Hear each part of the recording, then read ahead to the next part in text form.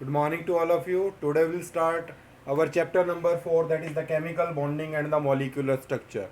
और इससे पहले जो आपने टॉपिक किया है वो है आपका कि हमने क्या कहा था कि जो भी हमारे बॉन्ड होते हैं चाहे आयनिक हो या कोवेलेंट हो, उसमें कोई भी बॉन्ड जो है 100% ना कोवेलेंट है और 100% ना आयनिक है। आयनिक में क्या होता है, कुछ ना कुछ कोवेलेंट करेक्टर होता है और कोवेलेंट में कुछ ना कुछ आयनिक करेक्टर होता है। तो अगर हम बात करते हैं कि जो फर्स्ट हमने केस किया था जिसमें हमने बताया था कि कोवेलेंट के अंदर आयनिक करेक्टर कैसे आता है, उसके पीछे रीज़न क्या था, अगर आपको याद हो तो वहाँ पर हमने बताया था डिफरेंस इन इलेक्ट्रोनेगेटिविटी, जिसकी वजह से उस पर चार्ज डेवलप होता था और जो रिस्पॉन्सिबल था for the ionic character in A covalent compound. आज का जो टॉपिक है आपका उसमें हम जो करने वाले हैं that is partial covalent character in ionic bonds. जो हमारे आयनिक बॉन्ड हैं उसमें कोवेलेंट करेक्टर भी प्रोड्यूस होता है। वो कैसे प्रोड्यूस होता है कि क्यों हमने बताया कि कोई भी बॉन्ड प्योरली कोवेलेंट नहीं है और कोई भी बॉन्ड प्योरली आयनिक नहीं है। तो उसमें हम बात करते हैं, सबसे पहले एक वर्ड है पोलराइजेशन। अब ये पोलराइजेशन होता क्या है? The distortion of the electron cloud of the negative ion by the positive ion. आपको याद होगा कि हम जो नेगेटिव चार्ज है उसको इलेक्ट्रॉन क्लाउड की फॉर्म में रिप्रेजेंट करते थे कि उसको इलेक्ट्रॉन क्लाउड को कौन डिस्ट्रॉय कर देगा? जो पॉजिटिव चार्ज पार्टिकल होगा वो क्या करेगा, जो कैटायन है वो क्या करेगा, जो नेगेटिव चार्ज पार्टिकल्स हैं उसके इलेक्ट्रॉन क्लाउड को डिस्टॉर्ट कर देगा। और इस प्रोसेस को क्या कहते हैं हम? पोलराइजेशन। अगर हम पोलराइजेशन की बात करें तो यहां पर अगर हम देखें नॉर्मली कैटायन ऐसा होता है, स्फेरिकल शेप है, एनायन का साइज भी अगर हम देखें तो दैट इज स्फेरिकल। लेकिन इस कैटायन की वजह से होगा क्या कि ये कैटायन क्या करेगा, इसके इलेक्ट्रॉन क्लाउड को अपनी तरफ अट्रैक्ट करना शुरू कर देगा और जिसकी वजह से जो इलेक्ट्रॉन क्लाउड है वो डिस्टॉर्ट हो जाएगा और ये इसकी शेप कुछ ऐसी हो जाएगी। और इससे होगा क्या कि यहां पर आप नोट करेंगे जो नेगेटिव चार्ज है वो ज्यादा हो जाएगा और यहां पर नेगेटिव चार्ज कम हो जाएगा। तो इसका मतलब जो ये इलेक्ट्रॉन है ये इसके पास क्या होंगे, मोर अवेलेबल होंगे। इसका मतलब यहां पर एक कंसेप्ट इंट्रोड्यूस हो जाएगी, वो कौन सी? That is sharing of electron. तो यहां पर इलेक्ट्रॉन क्या होने, शेयर होना स्टार्ट हो जाएंगे। क्योंकि अगर हम यहां देखते हैं तो आपस में शेयरिंग नहीं कर रहे हैं, लेकिन अगर हम देखते हैं तो अब ये किसकी तरफ इंट्रोड्यूस हो गए हैं, इस पॉजिटिव चार्ज की तरफ। तो यहां पर ये एक कंसेप्ट हो जाती है जिसको हम क्या बोल देते हैं, जिसको हम बोल सकते हैं कि यहां पर ये क्या कर रहे हैं, एक्चुअली में शेयरिंग का कंसेप्ट यहां पर इंट्रोड्यूस हो जाता है। और the positive ion polarises the negative ion and withdraws the electron towards itself and this leads to the covalent character. जो इसने इलेक्ट्रॉन अपनी तरफ अट्रैक्ट करना स्टार्ट किया जिसकी वजह से इसमें कौन सा करेक्टर डेवलप हो गया, कोवेलेंट करेक्टर। तो ये डिपेंड करता है पोलराइजेशन के ऊपर। किसके ऊपर? पोलराइजेशन। तो more will be the polarisation, more will be the covalent character. तो जितनी ज्यादा पोलराइजेशन होगी उतना ही कोवेलेंट करेक्टर ज्यादा होगा। और इससे रिलेटेड क्वेश्चन आ जाता है, कई बार आपको पूछ लेता है, कुछ आपको मॉलिक्यूल्स दे देगा और पूछेगा which one is more covalent, which one is more ionic. तो कैसे कंपैरिजन करना है? तो उसके लिए हमें क्या करना है, एक रूल दिया जाता है that is Fajan rule. Fajan rule क्या कहता है? According to the Fajan rule, first point अगर हम लेके चलते हैं, it depends on the size of the cation. The size of the cation if very small, that means smaller is the size of cation, more will be the polarization and more will be the covalent character। अगर आपको बोल देता है कि आपको जैसे lithium chloride, sodium chloride, potassium chloride इनको arrange करना है, तो अगर हम बात करें लिथियम का साइज सबसे स्मॉल है, सोडियम का उससे लार्ज है, पोटाशियम का उससे लार्ज है। यहां पर अगर हम देखें तो डिफरेंस किस में है, कैटायन हमारा देखो तो डिफरेंट है लेकिन एनायन क्या है, सेम है। तो इस केस में हमें कैटायन को देखना है, smaller the size of the cation more will be the polarisation. क्योंकि जितना छोटा होगा वो इलेक्ट्रॉन क्लाउड को उतना ज्यादा डिस्टॉर्ट करेगा और जितना पॉजिटिव अगर हम कहें जितना साइज बड़ा होगा पॉजिटिव का तो उतना डिस्टोर्शन के चांसेस कम हो जाएंगे। तो वो इलेक्ट्रॉन क्लाउड को डिस्टॉर्ट तो करेगा लेकिन कम करेगा। तो उस केस में जो कोवेलेंट करेक्टर है वो भी कम प्रोड्यूस होगा। तो smaller is the size of the cation, more will be the polarisation. तो अगर हम यहां पर देखें तो लिथियम क्लोराइड इज मोर क्या होगा, कोवेलेंट। अगर हम बात करें सोडियम क्लोराइड उससे लेस कोवेलेंट होगा और पोटेशियम क्लोराइड की बात करें तो वो उससे भी लेस कोवेलेंट होगा। लेकिन अगर यहां पर आ जाता है increasing order of ionic character, तो आयनिक करेक्टर यहां पर क्या होगा, आयनिक character increases in this way. तो अगर हम यहां पर देखते हैं तो तो आयनिक करेक्टर तो इंक्रीज हो रहा है लेकिन कोवेलेंट करेक्टर डिक्रीज हो रहा है। अगर आपसे पूछे विच वन इज मोर आयनिक, तो हम यहाँ पर बता सकते हैं KCl is more ionic than that of NaCl और NaCl is more ionic than that of lithium chloride LiCl। अगर हम यहाँ पर पूछते हैं कोवेलेंट करेक्टर आपको बताना है, तो which one is the more covalent, तो lithium chloride is more covalent than that of sodium chloride. अगर रीजन पूछेगा तो क्या रीजन होगा, because of the small size of lithium it will produces more polarization and more will be the polarization, then more will be the covalent character। Note down करेंगे इसको। And next one is the large size of the anion. अगर हम anion की बात करें तो anion का size जितना लार्ज होगा तो उसकी पोलराइजिंग पावर उतनी ज्यादा होगी। That means polarisation increases with increase in the size of anion. अगर हम यहाँ पर देखें तो first one is lithium fluoride, second one lithium chloride, third one lithium bromide and fourth one is lithium iodide. तो यहाँ पर अगर हम लिथियम को देखें तो that is the common one, इसका मतलब कैटायन सेम है, तो हमें एनायन को देखना है। तो यहाँ पर आयोडीन का साइज सबसे लार्ज है, more will be the size, more will be the polarisation. अगर हम बात करें तो इसकी इजीली पोलराइजेशन होगी, तो इसका मतलब कैटायन सेम है तो पोलराइजेशन इजीली किसका होने वाला है, आयोडीन का, क्योंकि इलेक्ट्रॉन क्लाउड जितना बड़ा होगा उसको डिस्टॉर्ट करना उतना इजी होगा। तो यहाँ पर अगर आप नोट करेंगे तो लिथियम फ्लोराइड इज क्या होगा, that one is the less covalent than that of lithium chloride, and which one is the less covalent than that of lithium bromide, and that one is the less covalent than that of lithium iodide. तो इन सभी में से सबसे ज्यादा covalent कौन है, तो that is lithium iodide। Why? Because more will be the polarization, more will be the covalent character। तो इसका मतलब यहाँ पर पोलराइजेशन सबसे ज्यादा है तो कोवेलेंट करेक्टर भी सबसे ज्यादा होगा। लेकिन अगर रिवर्स पूछा जाए, आयनिक करेक्टर पूछेगा तो दैट मीन्स लिथियम फ्लोराइड सबसे ज्यादा क्या होने वाला है, यहाँ पर आयनिक होने वाला है, और लिथियम आयोडाइड क्या होने वाला है, least ionic. That means ionic character यहाँ पर क्या होगा, decrease from lithium fluoride to lithium iodide. तो यहाँ पर हम कंपैरिजन कर सकते हैं कि which one is more covalent, which one is more ionic. अगर हम बात करें नेक्स्ट वन द चार्ज, अगर हम लें तो large charge on the cation and anion. Cation और एनायन पर जितना ज्यादा चार्ज होगा तो उसकी पोलराइजिंग पावर उसी पर डिपेंड करती है। That means the large is the charge on the cation, more will be the polarising power. अगर हम बात करें तो उसकी जो पोलराइजिंग पावर है वो ज्यादा होगी। अगर हम बात करते हैं एनायन की, तो in case of anion large is the charge on the anion, more easily it will be polarised. क्योंकि अगर आपको याद हो, आपने क्वेश्चन किया था कि जो कैटायन का साइज होता है हमेशा क्या होता है, smaller than that of its parent atom, और एनायन का साइज क्या होता है, that is always larger than that of its parent atom. तो कैटायन हमेशा कैसे बनता है, बाय लॉस ऑफ इलेक्ट्रॉन, और एनायन कैसे बनता है, बाय गेन ऑफ इलेक्ट्रॉन। तो वहां पर अगर हम बात करते हैं तो जो अगर हम कंपैरिजन करते हैं, सबसे पहले हम किसकी बात करते हैं, अगर NaCl और CaCl2 का हम कंपैरिजन करें तो Na पर चार्ज कितना आएगा, +1, और कैल्शियम पे कितना आएगा, +2। तो कैल्शियम पर +2 है, सोडियम पे +1 है। तो इसका मतलब यहाँ पर जो सोडियम है इसका साइज अगर हम देखते हैं और कैल्शियम +2 का साइज देखते हैं तो कैल्शियम 2+ का साइज क्या होने वाला है, स्मॉल होने वाला है।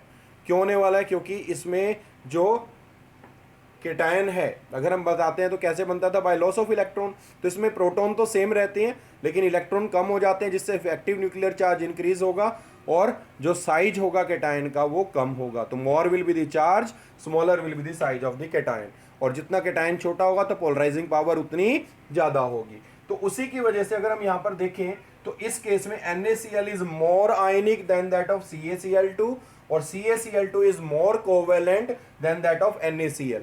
तो आपको पता है कि जो मेल्टिंग पॉइंट और बॉइलिंग पॉइंट किसका ज़्यादा होता है, ionic compound have high melting and boiling point than that of covalent compound. Covalent का लो होता है। अगर हम यहाँ पर कंपैरिजन करते हैं, मान के चलते हैं दोनों आयनिक, लेकिन इनमें से आयनिक ज़्यादा कौन है, दैट इज NaCl। तो इसी वजह से अगर हम यहाँ देखते हैं मेल्टिंग पॉइंट किसका, NaCl का कितना है 1073 केल्विन, और जबकि CaCl2 को कितना है 1045 केल्विन। तो यहाँ पर आपको रीज़न क्लियर हो गया कि CaCl2 का जो मेल्टिंग पॉइंट है वो कम क्यों है। और अगर हम बात करें सॉल्युबिलिटी की, सॉल्युबिलिटी किस पे डिपेंड करती है, जैसे कि हम बोलते हैं लाइक डिजोल्व लाइक, पोलर में पोलर डिजोल्व होते हैं, नॉन पोलर में नॉन पोलर। अगर हम वाटर में सॉल्युबिलिटी चेक करेंगे तो NaCl have the more solubility than that of CaCl2। Why, this one is more ionic than that of CaCl2। तो ये जो पॉइंट्स हैं इनको नोट डाउन करेंगे। Next one is the electronic configuration of the cation. जो cation है उसकी electronic configuration उस पर भी ये डिपेंड करता है। फर्स्ट वन अगर हम यहाँ पर मान के चलते हैं, जो कैटायन है, cation with 18 electron shell configuration, जिसको हम सूडो इनर्ट गैस कॉन्फ़िगरेशन भी बोलते हैं, जिसमें जो इलेक्ट्रॉनिक कॉन्फ़िगरेशन होगी दैट इज NS2Np6ND10। अगर ये इलेक्ट्रॉनिक कॉन्फ़िगरेशन आती है तो इसको क्या बोलते हैं? Pseudo inert gas configuration. causes great polarization then 8 electron shell configuration. जो नॉर्मल क्या होती है, नोबल गैस कॉन्फ़िगरेशन होती है दैट इज NS2Np6, वो कॉन्फ़िगरेशन क्या है, दैट इज नॉर्मल। लेकिन अगर वो 18 इलेक्ट्रॉन कॉन्फ़िगरेशन को दिखाता है जिसको हम बोलते हैं NS2Np6 और ND10, तो उस केस में जो इलेक्ट्रॉनिक कॉन्फ़िगरेशन होगी उसको क्या कहेंगे हम? Pseudo inert gas configuration. तो उस केस में आप नोट करेंगे जो सूडो इनर्ट गैस कॉन्फ़िगरेशन है उसकी जो पोलराइजिंग पावर होगी जो वो ज़्यादा होगी, वो ज़्यादा पोलराइजेशन करेगा as compare to 8 electron shell configuration with the same size and the charge. अगर हम चार्ज और साइज अगर सेम लेते हैं तो उस केस में जो इलेक्ट्रॉनिक कॉन्फ़िगरेशन अगर किसी की NS2Np6 आती है तो उसमें पोलराइजेशन कम होगी एज कंपेयर टू NS2Np6ND10, तो उसमें पोलराइजेशन ज़्यादा होगी। फॉर एग्जाम्पल हम ज्यूम कर लेते हैं सोडियम और कॉपर की बात करते हैं, तो सोडियम अगर हम लें तो 1s2 2s2 2p6 3s1, this is the electronic configuration of sodium. Copper की आपको ऑलरेडी आती है, जब आपको 21 to 30 एलिमेंट्स बताए थे तो आपका इसका नंबर कितना होता है? 29। कॉपर का कितना है? 29। जो क्या दिखाता था, याद होगा आपको, जो आपकी एक्सेप्शनल इलेक्ट्रॉनिक कॉन्फ़िगरेशन शो करता था 3d10 4s1। तो अगर हम इसकी इलेक्ट्रॉनिक कॉन्फ़िगरेशन देखें 1s2 2s2 2p6 3s2 3p6 3d10 4s1, अगर हम दोनों का क्या करें, सेम चार्ज डेवलप कर दें तो सभी में से एक एक इलेक्ट्रॉन को निकाल दें तो Na पर कितना आएगा? +1। तो इसकी इलेक्ट्रॉनिक कॉन्फ़िगरेशन क्या होगी? 1s2 2s2 2p6। तो 3s जो आउटर मोस्ट है उसमें से इलेक्ट्रॉन आपने निकाल देना है, तो 3s में से हमने एक इलेक्ट्रॉन निकाला तो बाकी क्या बच गया? जो ये इलेक्ट्रॉनिक कॉन्फ़िगरेशन है इससे मैच करती है दैट इज 2s2 2p6। जब हम कॉपर पे आते हैं, कॉपर में से एक इलेक्ट्रॉन निकालेंगे तो 4s में से एक इलेक्ट्रॉन रिमूव हो जाएगा और जो इलेक्ट्रॉनिक कॉन्फ़िगरेशन आएगी that is 1s2 2s2 2p6 3s2 3p6 3d10। तो जो किससे मैच करती है? सूडो गैस कॉन्फ़िगरेशन से मैच करती है। तो इसका मतलब जो कॉपर है उसके केस में क्या होगा? पोलराइजेशन ज़्यादा होगी, more will be the polarisation, more will be the covalent character. तो इसका मतलब CuCl2 और NaCl। अब हमने क्या कहा? कैटायन हमारा क्या है? डिफरेंट है, लेकिन एनायन सेम है। तो उस केस में अगर हम चेक करते हैं तो इनका मेल्टिंग पॉइंट अगर आपसे पूछा जाए तो इन दोनों में से मेल्टिंग पॉइंट ज़्यादा किसका होना चाहिए? NaCl का। क्यों? क्योंकि इसमें आयनिक करैक्टर ज़्यादा है, कोवेलेंट करैक्टर कम है। तो इसीलिए इसका जो मेल्टिंग पॉइंट है दैट इज 1073 केल्विन, जबकि CuCl2 का क्या है? 705 केल्विन। तो क्यों? क्योंकि इसमें कोवेलेंट करैक्टर ज़्यादा है और कोवेलेंट कंपाउंड्स का मेल्टिंग और बॉइलिंग पॉइंट लो होता है। जैसे कि अगर हम सॉल्युबिलिटी की बात करें तो which one is more soluble in water? तो जो आयनिक कंपाउंड होगा उसकी सॉल्युबिलिटी वाटर में ज़्यादा होती है, बिकॉज लाइक डिजॉल्व लाइक। तो मोर soluble in water that is NaCl and copper chloride is less soluble as compared to NaCl in the water। तो इन पॉइंट्स को आपने नोट डाउन करना है। इससे रिलेटेड जो क्वेश्चंस हैं उनको आप ट्राई कर सकते हो, जैसे कि आपका कंपैरिजन आ जाता है, बहुत सारे आपको क्या करेंगे, मॉलिक्यूल दे देंगे और उनको क्या करेंगे, आपको अरेंज करना है on the basis of their covalent character और on the basis of their ionic character. Note down करेंगे इसको। And next one is the geometry और शेप ऑफ द मॉलिक्यूल। अगर हम ज्योमेट्री और शेप की बात करें तो ज्योमेट्री और शेप क्या है? The definite relative arrangement of the bonded atoms in A molecule. जब हम बात मॉलिक्यूल की करते हैं तो मॉलिक्यूल के अंदर जो एटम्स हैं वो एक डेफिनेट अरेंजमेंट में होते हैं अबाउट द सेंट्रल एटम। उस अरेंजमेंट को जो स्पेस के अंदर है, रिलेटिव अरेंजमेंट को क्या बोल देते हैं हम? ज्योमेट्री, या फिर उसकी शेप बोल देते हैं। ये जो शेप है ये किस पर बेस्ड है?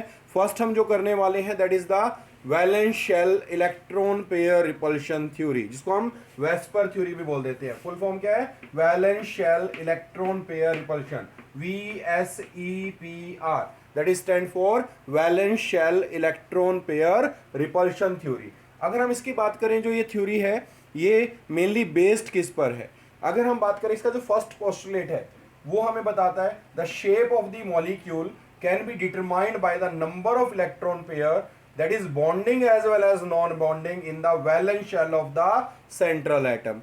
जो हमारी सेंट्रल एटम के जो वैलेंस इलेक्ट्रॉन हैं, चाहे वो बॉन्डिंग में पार्टिसिपेट कर रहे हैं या फिर नॉन बॉन्डिंग है, बॉन्डिंग में पार्टिसिपेट नहीं कर रहे हैं, वो डिसाइड करने वाले हैं कि जो हमारा मॉलिक्यूल है उसकी शेप क्या होने वाली है। तो this is the first postulate और यही इसका बेस कंसेप्ट है किसका, valence shell electron pair repulsion. तो जो उसके वैलेंस शेल के अंदर जो इलेक्ट्रॉन है उनका जो पेयर है वो डिसाइड करेगा उसकी शेप क्या होने वाली है। तो इसके जो पोस्टुलेट्स हैं one by one, first postulate आपको क्लियर हो गया होगा कि जो शेप है मॉलिक्यूल की वो डिटरमाइन होती है किससे, नंबर ऑफ इलेक्ट्रॉन पेयर से। कौन से, जो वैलेंस शेल के अंदर है, किसके, सेंट्रल एटम के। अगर हम सेकंड पोस्टुलेट की बात करें, the electron pairs in the valence shell tends to repel one another. आपको पता है कि जो इलेक्ट्रॉन पेयर है उस पे चार्ज क्या है, नेगेटिव, तो नेगेटिव नेगेटिव को क्या करता है, रिपेल। तो रिपल्शन का रीजन क्लियर है, क्योंकि जो हम पेयर्स की बात कर रहे हैं, चाहे वो बॉन्ड पेयर है चाहे वो लोन पेयर है, बना तो इलेक्ट्रॉन का पेयर है, तो इलेक्ट्रॉन भी चार्ज क्या है, negative. As we know like charges repel each other, तो एक पेयर दूसरे पेयर को क्या करेगा, रिपेल करेगा। तो दूसरा पोस्टुलेट हमारा इसी पर बेस्ड है कि जो इलेक्ट्रॉन पेयर है वैलेंस शेल के वो क्या करेंगे, एक दूसरे को रिपेल करेंगे। थर्ड पॉइंट अगर हम लें, the electron pairs tends to occupy the position in the space that minimize repulsion. अब अगर एक दूसरे को रिपेल करते हैं, आपको पता है minimum energy state is the most stable state. Repulsion minimum होगा तो स्टेबिलिटी मैक्सिमम होगी। तो रिपल्शन को मिनिमम करने के लिए वो क्या करते हैं, स्पेस में जो पोजीशन ऑक्यूपाई करते हैं वो पोजीशन ऑक्यूपाई करेंगे जहां पर रिपल्शन क्या हो, minimum. Minimum repulsion, maximum stability. अगर हम फोर्थ पॉइंट पर आते हैं, the electron pair in the multiple bond are treated as single unit. अगर हम मान के चलें आपको मल्टीपल बॉन्ड दिए हुए हैं, डबल बॉन्ड है, ट्रिपल बॉन्ड है, तो आपको उसको इंडिविजुअल काउंट नहीं करना है, ज्योमेट्री में उसको काउंट नहीं करेंगे, आपको एज ए सिंगल बॉन्ड ही उसको ट्रीट करना है। नेक्स्ट पॉइंट अगर हम फिफ्थ पॉइंट पर आते हैं, तो repulsion between the lone pair is different from the bond pair और बॉन्ड पेयर लोन पेयर। जो रिपल्शन है वो डिफरेंट आने वाला है। क्यों, क्योंकि अगर कोई बॉन्डिंग में है तो उसके जो इलेक्ट्रॉन है वो लेस अवेलेबल होंगे, लेकिन अगर कोई लोन पेयर है, लोन पेयर का मतलब वो फ्री है, फ्री होगा तो उसका जो इलेक्ट्रॉन क्लाउड है वो ज़्यादा एरिया कवर करेगा, ज़्यादा डिस्टॉर्टेड होगा, ईजिली डिस्टॉर्टेड होगा। जबकि जो बॉन्डिंग में है तो वो अपना लेस अवेलेबल होगा, तो उस वजह से जो रिपल्शन है वो सेम नहीं आने वाला है। सेम अगर हम बात करते हैं, जो रिपल्शन है वो मेनली डिपेंड किस पे करता है, जो उसकी अवेलेबिलिटी के ऊपर करता है। तो अगर हम बात करें जो रिपल्शन है that will be different for different pairs. अगर हम यहाँ पर चेक करते हैं, जो सबसे ज़्यादा रिपल्शन आने वाला है that is in between lone pair. तो लोन पेयर रिपल्शन सबसे मैक्सिमम रहने वाला है। क्यों, क्योंकि आपको पता है, मैंने बताया था कि जो लोन पेयर है वो फ्री है, फ्री होगा तो उसका इलेक्ट्रॉन क्लाउड ज़्यादा से ज़्यादा डिस्टॉर्ट होगा और एक दूसरे को ज़्यादा से ज़्यादा रिपेल करेगा।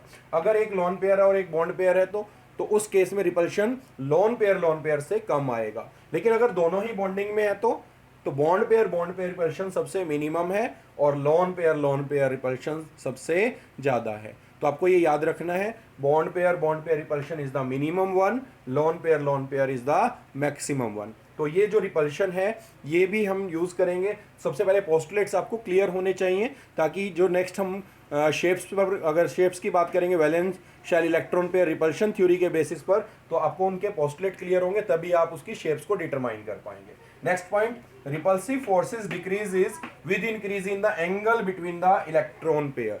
अगर इलेक्ट्रॉन पेयर के बीच में जो एंगल है अगर वो इंक्रीज होता है तो रिपल्शन क्या होगा, मिनिमम होगा। तो repulsion decreases with increase in the bond angle. जो बॉन्ड एंगल है उसका किसके बीच में, जो हमारे इलेक्ट्रॉन के पेयर्स हैं उनके बीच में। जैसे अगर मान के चलो आपका बॉन्ड एंगल 90 है तो उसमें रिपल्शन ज़्यादा होगा, 120 है तो उसमें और कम हो जाएगा, और 180 पर मिनिमम रिपल्शन होगा। तो मिनिमम रिपल्शन का मतलब मैक्सिमम स्टेबिलिटी। तो इसके जो पोस्टुलेट्स हैं वो अपने अच्छे से करने हैं। इससे पहले जो भी आपके टॉपिक है उनको अच्छे से करना है। उससे रिलेटेड जितने भी एनसीईआरटी के क्वेश्चन हैं, इन टेक्स्ट के, एक्सरसाइज के, वो सारे आपने करने हैं। हेल्प बुक में भी मैक्सिमम क्वेश्चंस को आपने ट्राई करना है, और ये सारे के सारे आप पॉइंट्स अपनी फेयर नोटबुक में नोट डाउन करेंगे।